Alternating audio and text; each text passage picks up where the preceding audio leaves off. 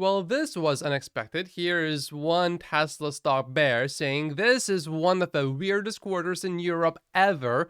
3 of the 4 large countries disappoint, he says, yet a new record for deliveries in Europe according to his data. Here is his data from Q4 in Europe, and you can see about 90,500, and this right here is the new number. This is not final yet. We still have a few small countries missing, but based on this data, you would certainly think we have a new record, but Tesla did not crush the delivery expectations for the last quarter, and we now have a pretty good idea why that happened, so we'll dive into that as well as some of the Tesla stock news. And no, I'm not talking about low Model S and X deliveries. I'm talking about deliveries in the US. And that is really the unexpected surprise here. We'll dive into that as well. Europe is actually overall doing pretty good despite disappointing sales, some people say, in some of the European countries. But we still had a very good quarter, higher than what Troy actually expected. And we are already ahead of the last year's first 2 quarters combined. Before I get into the surprises, I just want to remind everyone that right now Tesla is basically 5 months ahead compared to where we were last year, specifically in Europe, and this overall looks really good when you zoom out. Based on the daily reporting countries, we expected some of the bigger countries to do quite a bit better as well, but we look at Germany, and unfortunately, we were not even close to Q4. In the UK as well, we have the same thing going on. And we'll go through these, and actually, it's not a big deal once you understand why that is going on. But this is why we did not crush the delivery expectations for the last quarter. France, though, I think this was pretty good because basically it was flat.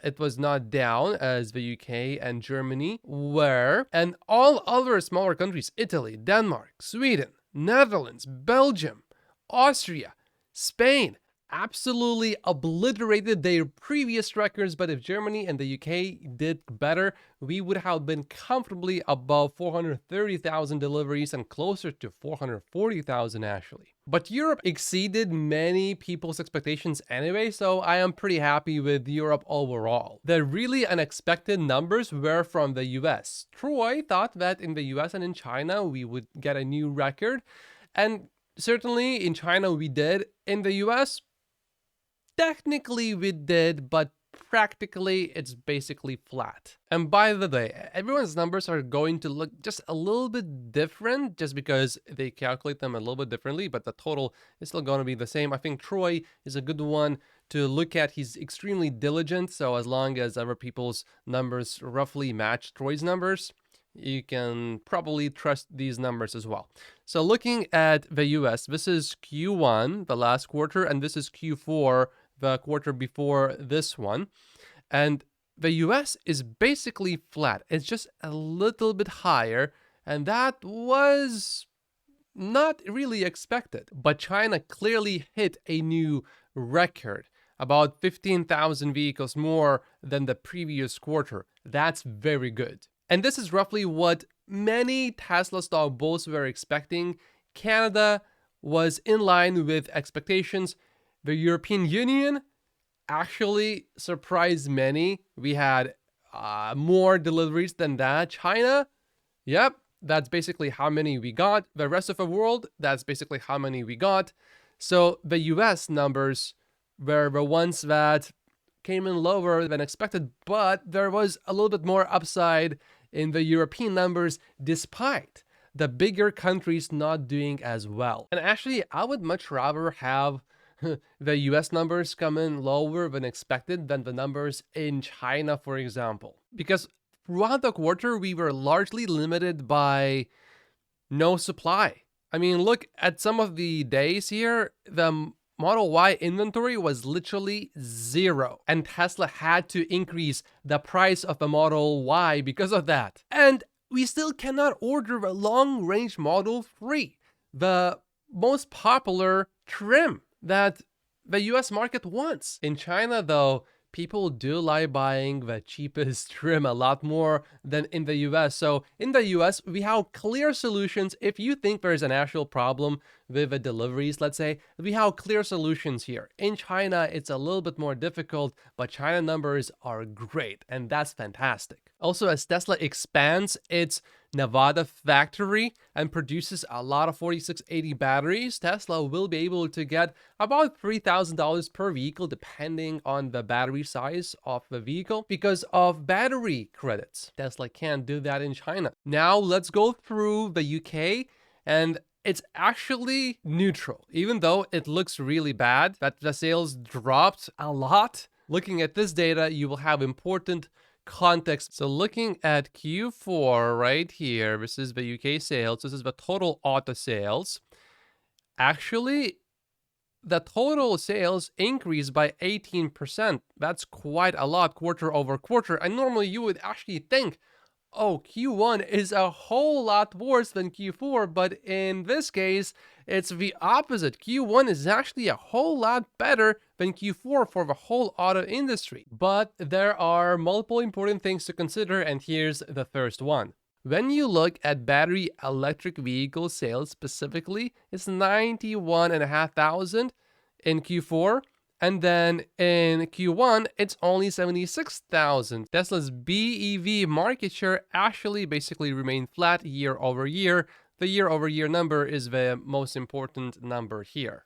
Europe has so many different countries, so it's not really worth our time looking at each little detail, but I'm happy with the year over year market share number basically staying flat because overall Europe did pretty well. The next crucial thing that you have to understand is that in the UK, that's basically the only place in Europe where they drive on the different side of the road. They drive on the left side, so they have their steering wheels on the right side. And do you think it's a little bit more difficult to manage the inventory because of that for Tesla? Of course it is. So we would certainly expect more fluctuations quarter over quarter than we would in other countries in Europe. There are a few other tiny countries in Europe that also drive on the left side, but the UK is the only bigger country. And now Germany. Q1 was quite a bit higher than the previous year Q1, so that's great. It's just the Q4 was quite a bit higher than Q1. I do keep seeing quite a few Germans say that Tesla Mag has been telling everyone to not order the new Model 3, for example, because Tesla will release a newer version very soon, the Model 3 Highland version, the refreshed Model 3. I grew up in Europe, but then I moved to Canada. Germans are very particular in many ways, and if you are looking to buy a used car in Europe, you want that car to be from Germany. If you had a German own a car, that car was maintained meticulously probably. It will probably have no scratches.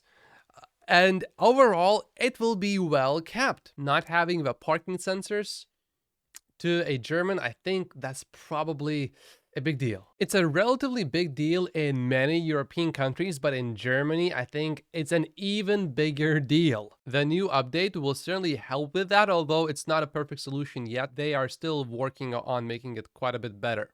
We have some good news. Tesla has won multiple brand image awards from Kelley Blue Book, specifically the best overall luxury brand, the best value luxury brand, the most refined luxury brand, the best performance luxury brand, and the best overall EV brand. I think this really sums up what we are all thinking right now. I also saw this on Twitter, breaking Tesla Model Y, which is undoubtedly the most important EV this year.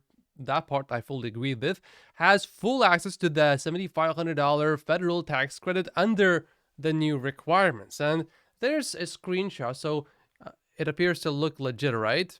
But when I open the screenshot, this is all it is. So that definitely does not say or mean anything really. And the tweet already got almost 40,000 views, and I'm sure it will get a lot more. Luckily though, it does have a source to this website. This is just the Tesla website, and on this website I don't see anything that says that Tesla vehicles will definitely qualify after April 18th. We assume that, but we don't have direct confirmation yet. There doesn't really seem to be much pushback against that. Most people seem to think that is already confirmed. Oh, actually, there is a little bit of pushback now.